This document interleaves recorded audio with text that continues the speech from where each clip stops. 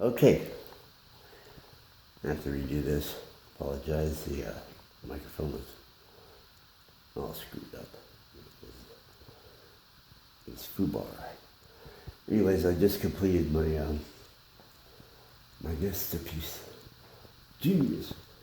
I discovered, I was watching YouTube and trying to get down on techniques with surreal art, because I basically would call it surreal. But not like any of the surreal art I've seen. So anyways, I researched it, and there's a surfer culture back on the West Coast, I guess around LA and stuff, came an art genre called lowbrow. And I started, and I looked at some of the art, and they categorize different styles and different methods and everything, but it has a surreal touch to it. Nothing is quite as severe as this, but yeah, I mean, you could tell that it was some surrealistic stuff. So anyways, I'm going to explain this and show it to you, because I just sprayed a matte finish on it and it's complete. I'm going to do that. Now here we go. So this is about a 6-foot canvas, so watch out. So here's it in the entirety. I'm not doing metric, so 6 feet, look it up. You know, there's some right to left. I'm glad that metric doesn't have a right to left thing, like Alpha Bravo or something. Alpha Bravo. Alright, here we go. Alright, so let's spray all this on there. This is the matte finish. And I'm just putting a little bit at a time on here, because I've never used this particular one, but I tested it a little. It dries fast and it's pretty good. This particular spot right here is wire-based, metallic. You mix it with water, so I want to make sure I get this stuff on there real good, so it doesn't get rained on and disappear. Like it shouldn't get rained on, period, but somebody says to drink on it. Yeah, alright, here. So I kind of like this glove, I use this all. So this pin right here, the blue thing, it's an IR pin. I'll turn it on. Alright, so it's on. Now look. I use glow-in-the-dark paints, I use everything. That's why it took 5 days. A little over, actually. Some all nights. So some of this is glow-in-the-dark paint, different paints, different stuff. I studied this. Let me explain it to you. See, with this IR pin, turn this one off. Turn the glove off. Yeah. This IR pin, it lights up different stuff. But check this out. There's nothing there, right? Nothing up the sleeve. Stove. Duger. I'll put it down on this thing. Color it in. So for black light, I believe, as soon as this IR light, this came in some science kit. Someone's doing it. I was like, I gotta have that. So it's a pen marker and an IR light. So I use the marker to outline some of this stuff, like here. You see this bonnet here is like actually hair too. So I'll show this to you. I outlined his face. It goes down to his face. Goes over here to this solid color, that one. If you look over here, that fishing line. Got him in the wire. Sound me a lot. This guy crawling up that. Over here. Pudgy squalls as bubbles coming out of the shark. With a plain mouth, see? There's some invisible skull bubbles. Also, down here at this fish. Hearts. Right there. Alright, pretty cool, right? Alright. If you could do it fantastically different. Alright, so like I said, these faces light up under black light too. This glow in the dark type paint.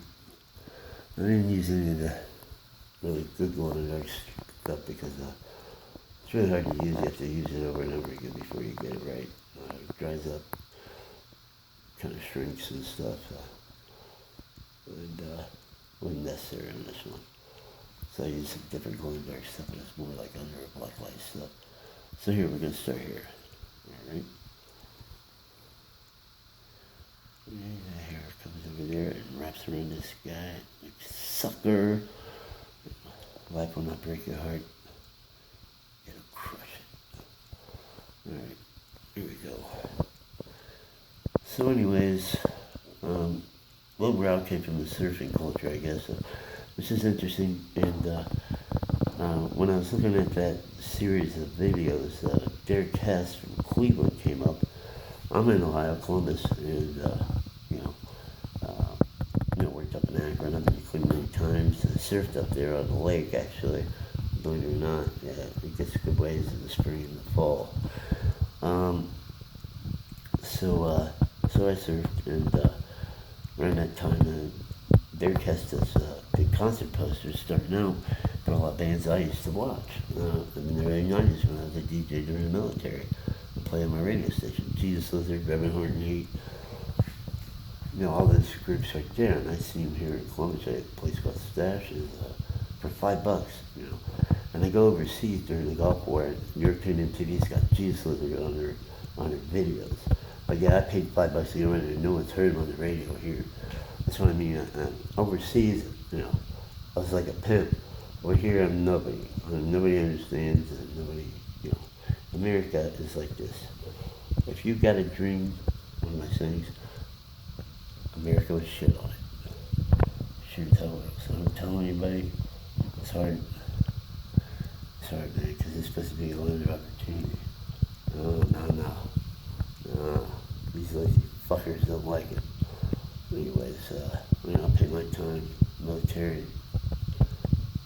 8 years in law enforcement. I think I pay my dues. So if I'm drinking a beer and I get my veterans hat on, come up to me being Johnny Badass, because I'm not. I'm just sitting here relaxing. So take that, shove it up your ass. Leave me alone. Anyways, I'm going through this. Now, I'm going to explain this. Here you got two, obviously, different colors. Persons, man and woman. It's self-explanatory. So what I did, you can't put a race or culture or any color on these. These are just two, a man and a woman. One's pregnant, obviously, and it could be any color, any culture, and all like that. So what I did with the fetus, that was the last thing I did. That's when I knew I was done.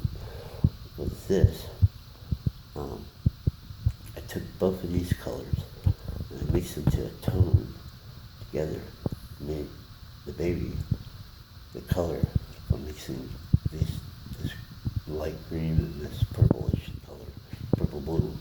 I made this color, but then I added her color, the iris, and his color, the pupil.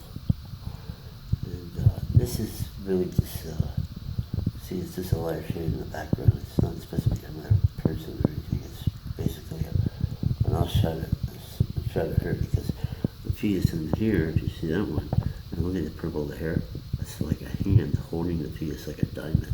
Huh? It's pretty deep, right? Anyways, that's fetus is the same color as her, and she's just slightly lighter in the background. There's nothing to see her. It looks like a ghost. Here I put these. This is gold leaf paint, which has fumes like this matte finish, which I'm experiencing right now. There's a window open, but it's not helping. And I put a few symbols in there, man, because stuff like that. Nice gold leaf. I'm going to explain completely. These orbs, gold leaf orbs, which go over here to this group of ovals that have faces and stuff inside. molecules that are splitting, let's say. You know what those guys are? They're on a mission. Anyways, there's different faces in there.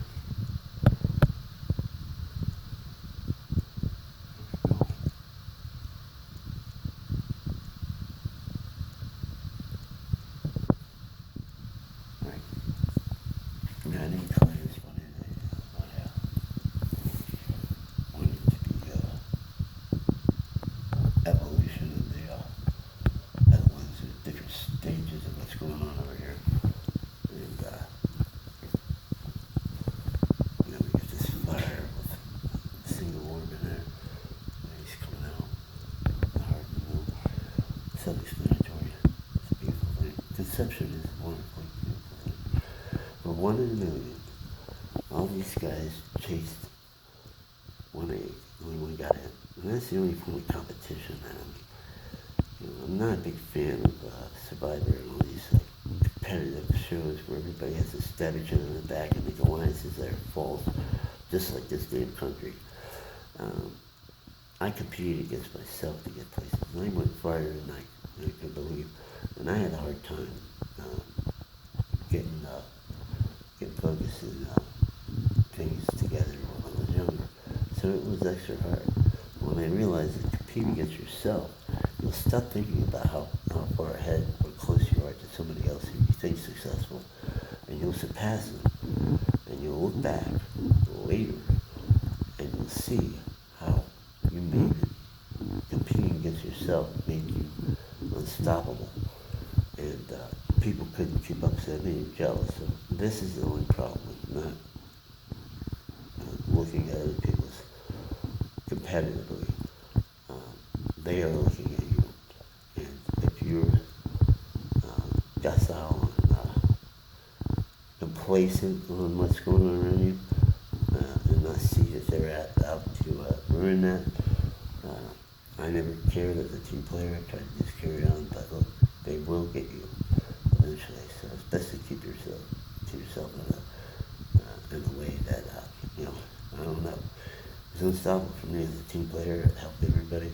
I let them know when I took training.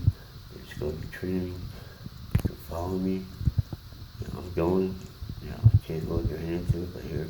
And now when I find it out, I've been holding people's hands to help them, and it screwed me. And that's why I'm tired of it. I feel blessed for being alive. I've helped a lot of people, and success stories for some of them, but it took a lot out of me every time. This last time it took too much, and there's no glory in it. It's just like a commitment, unencouraged commitment. I made a commitment. I went to the point where I said I'd go, and then I failed. I don't burn any bridges, but I'll sure as hell jump off one if I have to. Alright, so we go once again with the schools. So lowbrow, I would have to affiliate this with lowbrow art, which is apparently very popular right now. And it's in the brow realm. There's eyebrow, newbrow on this, but affiliates of lowbrow, so I'll just label it lowbrow.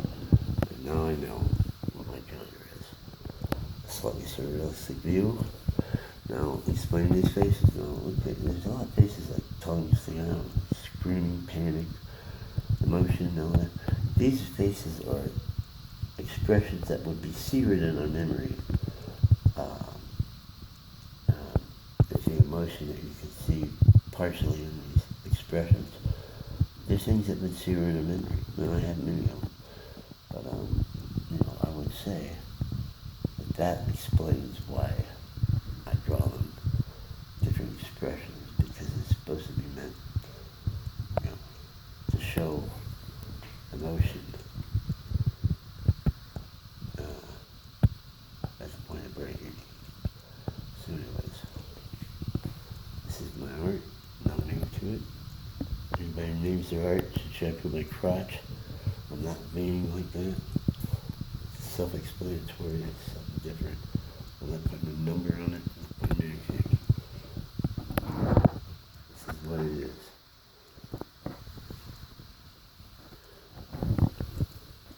That's Duger, Ducor. And this concludes our broadcast today. Thank you.